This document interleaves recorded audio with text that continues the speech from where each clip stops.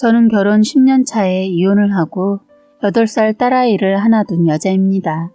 지금 저는 저희 엄마를 하늘나라로 떠나보내게 된 지 몇 달밖에 지나지 않았습니다. 그래서인지 하루하루 제정신으로 버티기가 참 힘들더군요. 제가 힘들었을 때 누구보다 힘이 되어 주었고 저의 버팀목이자 친구이자 인생 선배였던 엄마가 너무 그립습니다. 평생을 저희에게 주시기만 하시고 돌려드릴 수도 없는 지금 제 상황이 너무 괴롭네요. 부모님은 저와 남동생을 키우시는 동안 아빠와 함께 새벽같이 식당에 나가 식재료를 손질하시고 음식을 준비하시느라 여행 한번 마음 편히 갔다 오신 적이 없었습니다. 그래서 지금까지 고생 많으셨다고 여행 한번 갔다 오시라고 몇 달 며칠을 설득했었습니다. 그렇게 결국 저의 성화에 못 이겨 알았다고 하시더라고요. 그렇게 엄마가 돌아가신 날은 아빠랑 엄마의 여행을 일주일 앞둔 상태였습니다. 엄마가 돌아가신 당일은 여느 날과 같이 다름없이 새벽같이 식당에 나가 식재료를 손질하고 계셨다고 해요. 그러던 중 엄마가 주방에서 가져올 곳이 있다고 하며 일어나셨다고 합니다. 아빠는 그냥 알겠다고 하셨고 엄마를 기다리면서 식재료를 손질하는데 갑자기 주방에서 쿵 하는 소리가 났다고 해요. 큰 소리에 놀란 아빠가 주방으로 바로 달려갔지만 이미 엄마는 쓰러져 있는 상태였고 급하게 구급차를 불러 병원을 가게 되었다고 합니다. 바로 병원에 도착했지만 엄마는 이틀간 눈도 뜨지 못하시다가 제가 도착해서 엄마 나왔어 라고 하며 손을 잡으니 그때서야 숨을 거두셨습니다. 제가 살아가야 하는 삶에 치여 바쁘다는 핑계를 대면서 평생을 고생하신 부모님 챙겨드리지 못했거든요. 제 목소리를 듣고 난 후 심장이 멈춘 엄마의 모습을 보니 이렇게 못된 저도 자식이라고 제가 올 때까지 기다리시고 돌아가셨다는 생각이 들더군요.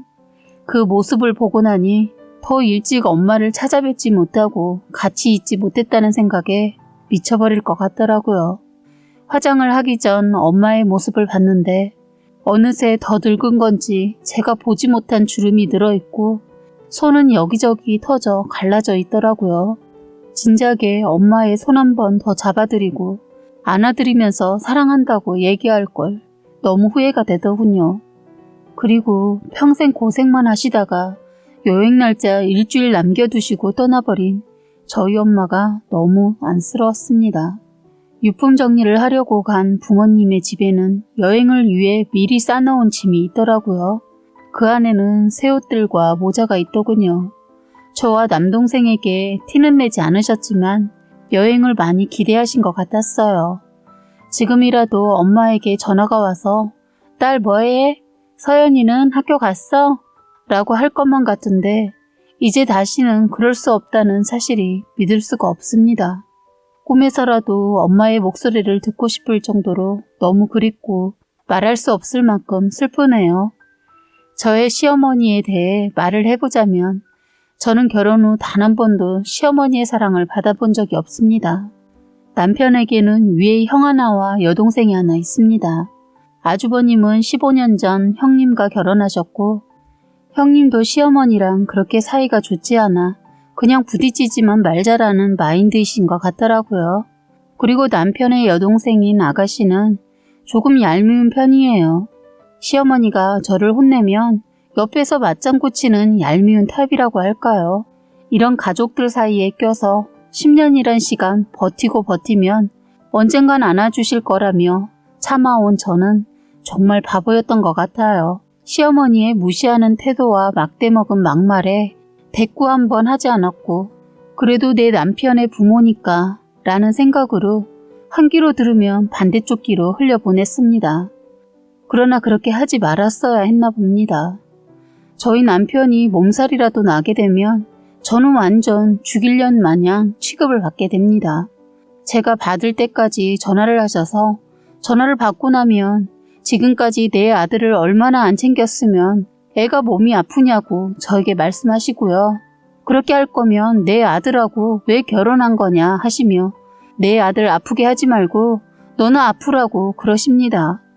그러나 제가 아프게 된다면 머리 쓰는 거 다 보인다고 쉬고 싶어서 그러느냐고 엄살 좀 떨지 말라고 하시는 분이에요. 저희 딸 아이가 아파도 엄살 부리는 것까지 지 엄마 쏙 빼닮았다며 꼴도 보기 싫으니까 아픈 척 하지 말라고 말씀하세요. 애는 어렸을 때부터 친할머니의 막말을 듣다 보니 내성이 생겨 지금은 그러려니 할 정도입니다. 어느 정도이신지 감이 오시나요?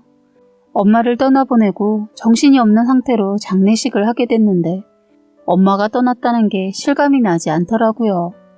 엄마가 돌아가시는 모습을 볼 땐 너무나도 슬퍼서 펑펑 울었는데 막상 장례식을 하니까 우리 엄마 장례식인데 마치 남의 장례식에 온 느낌이었어요.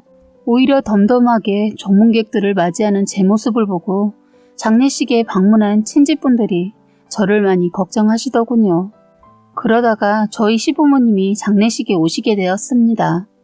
분양과 현아를 마친 후 저희 엄마에게 절을 하고 난 뒤 저와 맞절을 하고 나서 일어나셔서는 제 손을 꼭 잡아주시더라고요.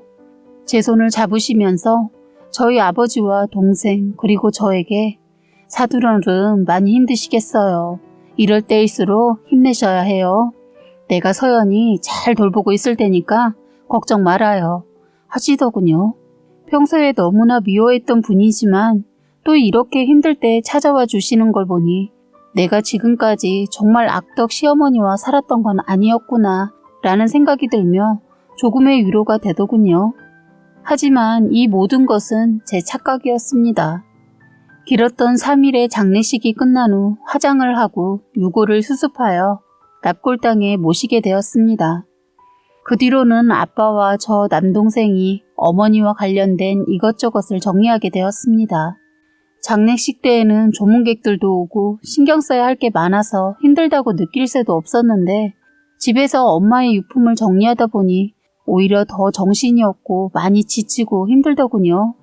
예쁜 옷 한 벌 더 사드릴 걸, 좋은 신발 하나 더 장만해 드릴 걸, 아깝다고 계속 쓰시는 거 그냥 버려버리고 새 거 사드릴 걸 하는 후회가 계속 밀려와서 힘이 많이 들었던 것 같아요.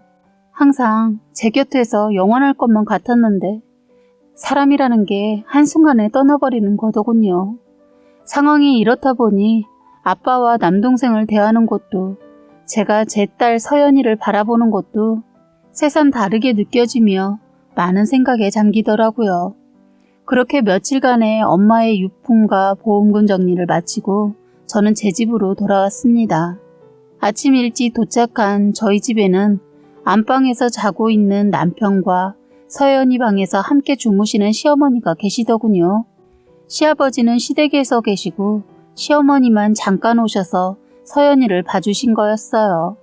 솔직히 시어머니가 10년간 저를 대한 태도를 보았을 땐 서연이를 봐주실 거라고는 상상조차 못했는데 제가 힘든 이 시점에서 서연이를 봐주시는 시어머니가 너무 감사했어요.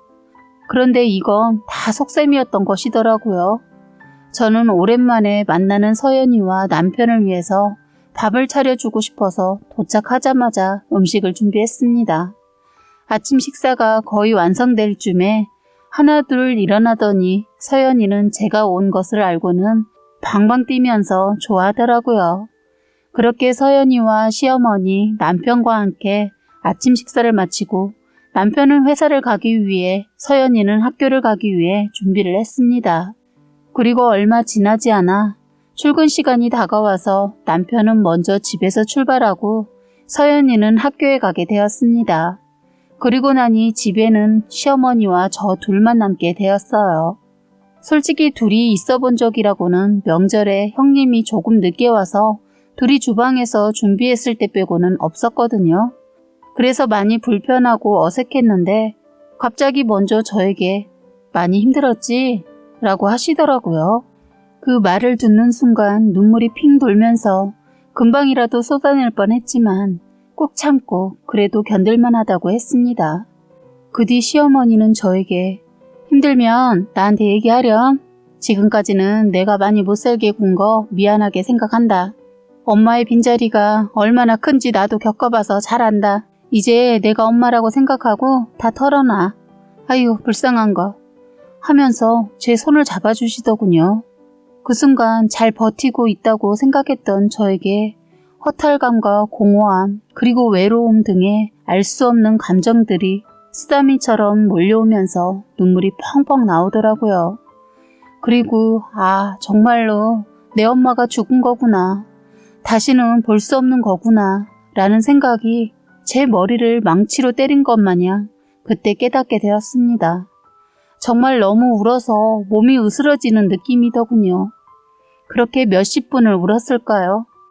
그 긴 시간 동안 아무 말씀하지 않으시고 제 손을 꼭 잡아주셨어요. 제가 울음을 그치니 다 울었니? 그래, 차라리 이렇게 한 번씩 개운하게 쏟아내고 평소에는 엄마를 생각해서라도 힘내서 살아가. 그러면 네 엄마가 너가 기운 차렸구나, 이제 좀 괜찮은 거구나 생각하고 좋은 곳으로 가실 거야 하시더군요. 그런 시어머니께 정말 감사해요. 그냥 이제 정말 엄마가 없다는 게 와닿네요 라고 했더니 시어머니는 그래, 너가 괜찮아질 때까지만 내가 여기서 있다가 올라갈게 하시는 겁니다. 그래서 아니에요, 괜찮아요. 처음보다는 많이 괜찮아졌고 서연이 아빠랑 서연이 잘 챙겨줄 수 있어요 했습니다. 그랬더니 시어머니 내가 애비랑 서연이 때문에 그러는 것 같아? 너가 걱정돼서 그런다. 어휴, 너 괜찮아진 것 같으면 알아서 올라갈 테니까 걱정 말아라. 들어가서 쉬어 라고 하시면서 저를 안방에 밀어넣어 주시더라고요. 그 뒤로도 저를 챙겨주셨고 그 기간 동안 시어머니에게서 정말 많은 위로를 받게 되었어요. 그런데 자꾸만 저에게 엄마의 보험금에 대해서 슬쩍슬쩍 물어보시더라고요. 아무리 저에게 버팀목이 되어주시고 있다고 하더라도 보험금 같은 부분을 아빠와 남동생이 아닌 다른 사람에게 얘기하는 건 아닌 것 같아서 물어보실 때마다 웃어 넘겼습니다. 어느 날 시어머니가 갑자기 저에게 이번 주 토요일에 뭐하니? 효영이 주말에 이쪽으로 와서 같이 만나자는데 하시더라고요. 효영이는 남편 여동생이거든요. 그런데 토요일은 생각해보니 제가 남동생이랑 아빠랑 납골당에 가기로 한 날이더라고요. 그래서 저는 약속이 있어서 안 될 것 같아요.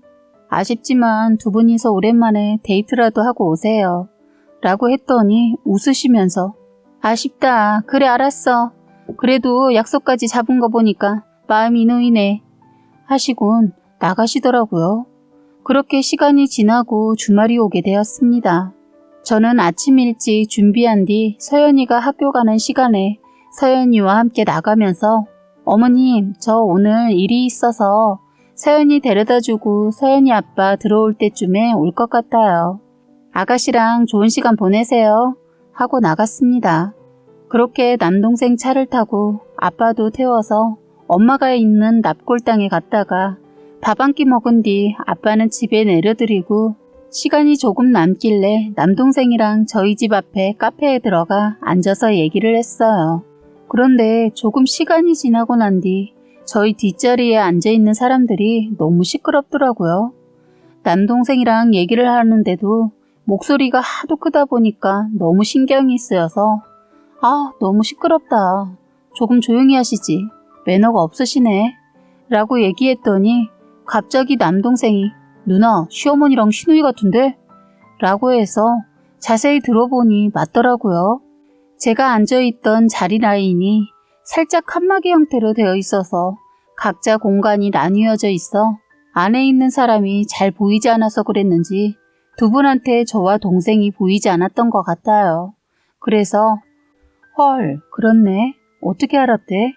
라고 했더니 동생이 인사해야 하는 거 아니야? 라고 물어보더라고요. 그런데 굳이 인사를 하면 두 분이 오랜만에 데이트하는데 끼는 느낌이라 괜찮아. 어차피 우리인 줄 모르실 거야. 그리고 두 분 오랜만에 만나시는 거라 오히려 우리 있는 거 하시면 불편해하실걸 하고 그냥 자리에 앉아 있었어요. 그런데 갑자기 그 테이블에서 제 얘기가 나오더라고요. 아가씨가 엄마 언제까지 거기에서 있을 거야? 그냥 빨리 집에 들어가. 늙어가지고 엄마도 힘든데 애를 왜 봐줘? 했더니 시어머니가 야, 그래도 네 오빠 아내가 힘들 때인데 가족인 우리가 도와줘야지. 아니니? 라고 하시는 말을 듣고는 시어머니가 정말 이제 제 생각을 해주시는구나 생각을 했습니다. 그런데 그 뒤로 이어지는 말이 가족이면 보험금도 좀 나눠받아야지. 엄마가 얘기했잖아. 힘들 때 좀 살살 굴려주면 돈 좀 뱉어줄걸? 원래 사람이라는 게 힘들 때는 사람이 약해져서 판단력이 흐려져. 엄마 말 한번 믿어봐. 돈 많이 받으면 너 백도 하나 사준다니까. 그러더군요. 참나 어이가 없고 역겨워서 그 자리에서 토할 뻔한 걸 꾹 참았습니다. 제 동생 이 말을 듣자마자 녹음기를 켜더니 자리 박차고 일어나려던 저를 말리고 다시 자리에 앉히더군요. 그런 시어머니 말을 듣고는 오 진짜? 작은 새언니 돈 좀 받았나 보네? 얼마 받았대? 하면서 시어머니에게 물어보더라고요. 몰라. 쉽게 말을 안 해주네. 조금만 더 기다리면 다 얘기해 줄 것 같아. 엄마가 지금 살살 굴려보는 중이니까 조금만 기다려봐. 걔네 집 부모가 워낙에 애들 생각하는 거 유별났잖아. 생명보험도 빵빵하게 드러났을걸. 이라고 하는 시어머니의 말을 듣고 나니 사람 쉽게 변하지 않는 거구나 라는 생각이 들더라고요.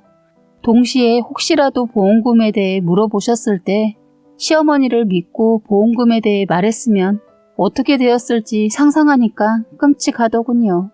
아가씨가 엄마 은근 계획 잘 세우시는데? 뭐야 어렸을 땐 공부 좀 했나봐. 라면서 농담을 하니 얘는 엄마를 뭘로 보고? 라고 맞받아치더라고요. 그러면서 지들끼리 낄낄거리는데 온몸에 소름이 쫙 끼치면서 잠깐이라도 저희 시어머니를 믿고 의지할 뻔한 게 제가 바보 같더라고요. 저희 엄마가 저딴 사람들한테 돈 주려고 매달 피땀 흘리면서 번 돈으로 보험회사에 돈을 입금한 게 아닐 텐데 저희 엄마의 노력과 목숨을 참 쉽게 생각하는 저 사람들이 역겨웠습니다.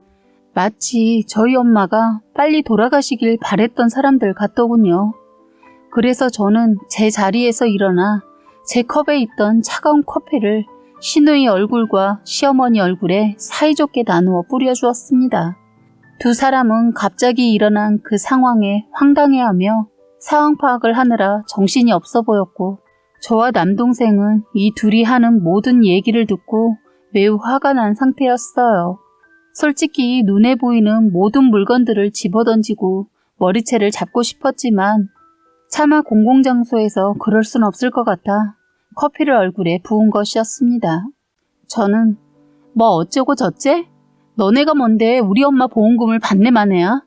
사람이 쉽게 변하지 않는다더니 참 옛날 사람들 말 하나 틀린 거 없는 것 같다. 난 또 정말로 당신이 나를 위해서 생각해주고 위로해주는 줄 알았네. 어떻게 둘 다 그렇게 똑같이 쌍년일 수가 있어? 머릿속에 뇌가 아니라 우동사리만 가득한 것 같네. 오늘 당신네들이 짓거린 말들 평생 잊지 않고 죽을 때까지 너네 둘 저주할 거야. 알아? 그리고 너, 네 앞에 있는 엄마 죽었을 때도 그렇게 나오나 보자.